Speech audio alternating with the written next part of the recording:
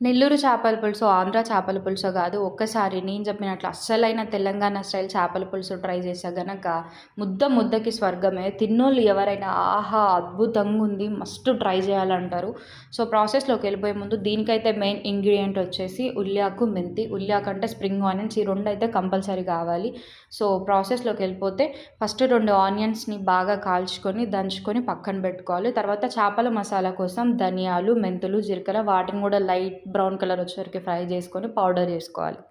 ఇప్పుడు మనం చేపల పులుసు చేయడానికి ఎప్పుడైనా సరే కొంచెం వెడల్పైన గిన్నెని తీసుకోవాలి. సో, అందులో కొంచెం హీట్ అయిన తర్వాత ఆయిల్ యాడ్ చేసుకొని, అది కొంచెం కాగిన తర్వాత మనం కట్ చేసుకున్న స్ప్రింగ్ ఆనియన్స్ ఇంకా మెంతి వేసుకొని ఒక 2 మినిట్స్ ఫ్రై చేసుకోవాలి.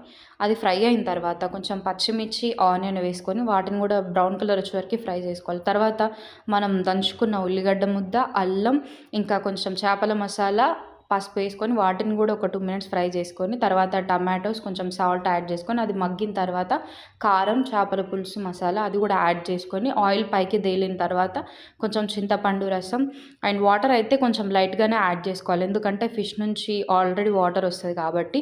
తర్వాత అది బాగా బాయిల్ అయిన తర్వాత మనం క్లీన్ చేసుకున్న ఫిష్‌ని ఏసుకొని ఒక 10 మినిట్స్ కుక్ చేసుకొని, ఫైనల్‌గా దించేసే ముందయితే మనం కొత్తిమీర యాడ్ చేసుకుంటే మన చేపల పులుసు అయితే రెడీ అయిపోతది.